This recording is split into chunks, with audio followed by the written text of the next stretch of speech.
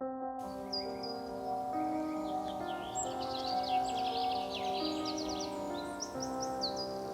meurtres sont un cas sans précédent dans notre village, poussés par des gens devenus complètement fous.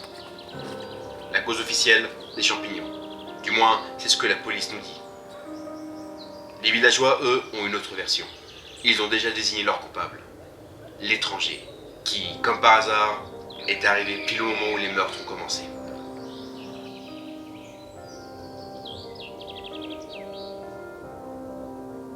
Je ne suis pas quelqu'un de superstitieux. Je suis rationnel et j'ai besoin de preuves. Mais depuis que ma femme a commencé à développer les premiers symptômes, j'ai eu besoin d'agir.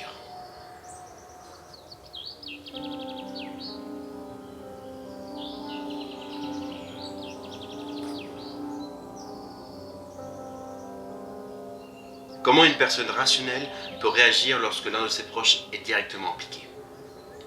C'est ce que je m'apprête à découvrir.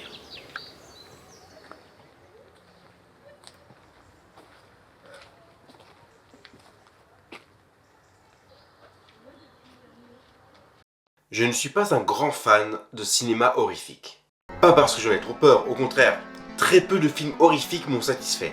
Du moins, ceux provenant d'Hollywood. Alors, il y en a des très bien, comme It Follows ou les premiers Paranormal Activity par exemple, ainsi que de nombreux courts-métrages de créateurs indépendants sur YouTube, notamment avec Lights Out ou Mora.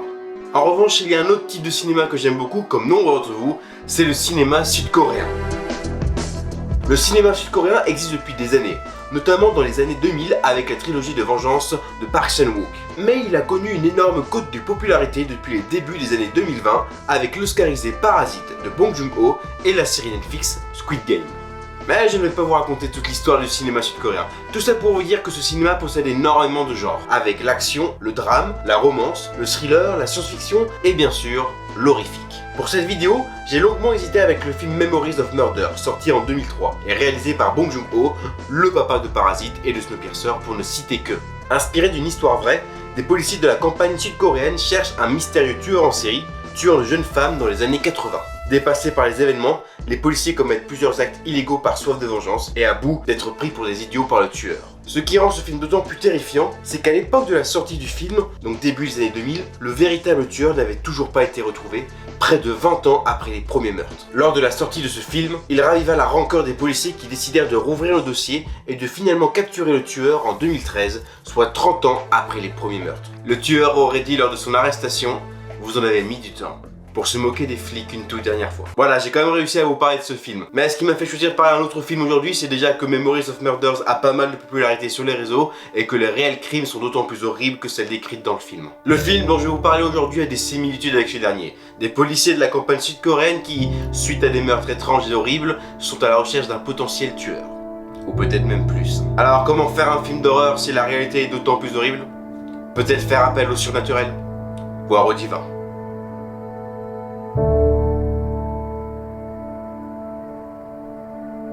Donc The Strangers ou The Wailing dans sa version internationale ou Kokseong dans sa version originale est un thriller horrifique sud-coréen écrit et réalisé par Na Hong-jin, sorti en 2016. C'est le troisième long métrage de son auteur qui a été sélectionné hors compétition au Festival de Cannes 2016. Ce film est une expérience qui tient du cauchemar frustrant, une fresque de plus de 2h30 qui mélange polar, film de fantômes, enquête démoniaque et qui finit par nous laisser sur le carreau sans aucune certitude. L'histoire nous emmène dans un petit village de montagne coréen, un endroit tranquille où le flic local Jong-gu est un peu plus préoccupé par sa prochaine sieste que par le maintien de l'ordre.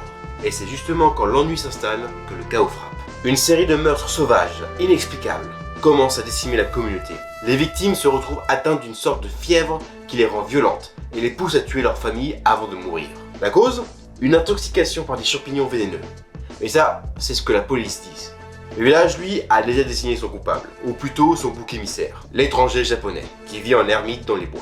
Et c'est là que le film commence à dévier. Les rumeurs se transforment en certitudes populaires, et pour Jong-gu, l'enquête rationnelle devient une descente aux enfers, de plus en plus surnaturelle.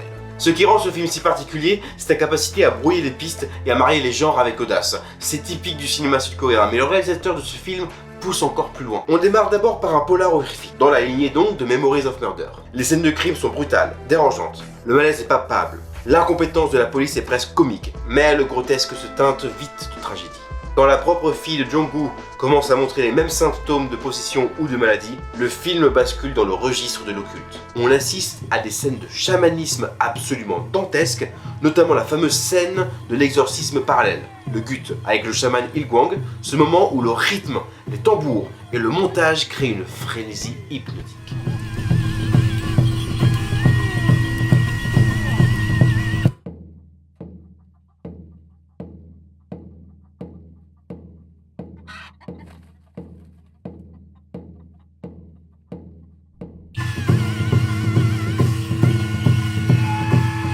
Et pour couronner le tout, on a des éléments de films de fantômes japonais, avec la mystérieuse femme sans nom. Et des références chrétiennes directes, notamment l'utilisation du passage de l'évangile selon Luc sur le doute face au Christ ressuscité. Le film se fiche d'avoir une seule étiquette, c'est un véritable milestone où la superstition villageoise, l'enquête policière et le combat spirituel s'entrechoquent. Mais au-delà de ce spectacle génial et de cette ambiance angoissante qui nous prend à la gorge, on a le cœur du film, une question fondamentale. Qui est le mal et qui faut-il croire ? C'est là que le film excelle. Il est construit comme une épreuve de foi pour Jong-woo. C'est un flic, un homme de la raison et de la procédure. Et face à une menace qui touche sa famille, sa rationalité s'effondre. Dans ce film, on nous présente donc trois grosses figures. L'étranger japonais. Il est la cible du soupçon populaire. Est-il un démon, un chaman maudit, un simple bouc émissaire ? Le film le montre tout à tour terrifiant, vulnérable, et même en train d'accomplir un rituel qui semble être un exorcisme. Puis le chaman, il est celui qui promet d'enlever le mal. Mais ses motivations sont floues, et son pouvoir semble très ambigu. Et pour finir, la femme sans nom. Elle prétend être un esprit protecteur, vengeur, tentant d'avertir et de guider Jong-woo. Mais son apparence et ses actions semblent semer le doute. Le réalisateur nous manipule constamment. Il nous donne plein d'indices visuels, puis les contredit 5 minutes plus tard. Au début, on croit que c'est le japonais le mal. Puis ensuite, le chaman qui tente d'aider agit très bizarrement. Et pour finir, le film nous impose un choix et une ambiguïté très radicale. Le véritable ennemi dans ce film, c'est le doute. La scène finale où Jong-ho doit choisir entre croire ou ne pas croire la femme sans nom est le point culminant de cette torture psychologique. Il a le destin de sa famille entre ses mains. Le mal dans ce film n'a pas besoin d'être un monstre avec des cornes. C'est une entité invisible qui se nourrit de la panique, la rumeur, le doute et surtout le manque de foi de l'homme. Pour conclure, The Wailing n'est pas un film à regarder à la légère. C'est un film qui vous demande de vous investir, de décortiquer chaque plan, avec sa mise en scène immersive, millimétrée, son sens de la violence réaliste et son exploration profonde des mythes et de la religion.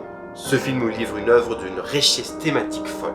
C'est un film qui parle de l'impuissance face à l'inconnu, du danger de la superstition qui mène à la haine et de la facilité à laquelle le mal peut prendre racine dans nos cœurs remplis d'incertitudes. Alors si vous voulez voir un film d'horreur qui va vous torturer l'esprit bien après son générique, vous faire douter de tout ce que vous avez vu et surtout vous prouver que les films d'horreur c'est pas juste des jumpscares mais une question de dérèglement spirituel et moral ainsi qu'une torture psychologique, alors regardez The Wailing. Joyeux Halloween. Qu'est-ce que vous faites tout seul ici ? Où est ma femme ? Elle est possédée par un mauvais esprit. L'étranger est un fantôme. Il est seul. Répondez-moi, où est ma femme ? Chez vous ? Non, elle n'y est pas. Elle y est maintenant. Elle est rentrée. N'y allez pas. Non, n'y allez pas maintenant, vous allez mourir tous les deux. De quoi vous parlez ? Il n'attend que ça. Le nez bon est bientôt chez vous. Mais ne vous inquiétez pas. Je lui ai laissé un piège. Vous n'avez qu'à attendre. Qu'est-ce que vous êtes ? Une femme ou un fantôme ? Pourquoi vous demandez ? Si je peux avoir confiance en vous. Ayez la foi, et votre famille sera sauvée. Quand est-ce que le démon sera là ? Il y est déjà. Vous avez juste à attendre. Donc là, le démon est chez moi, avec ma femme toute seule, et vous me dites d'attendre ? Comment je peux vous croire que vous êtes une inconnue ? C'est le principe de la foi. Attendez que le coq ait chanté 3 fois.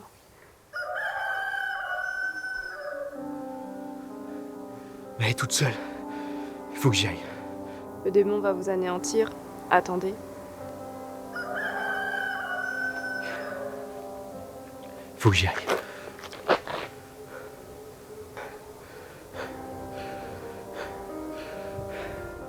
N'y allez pas.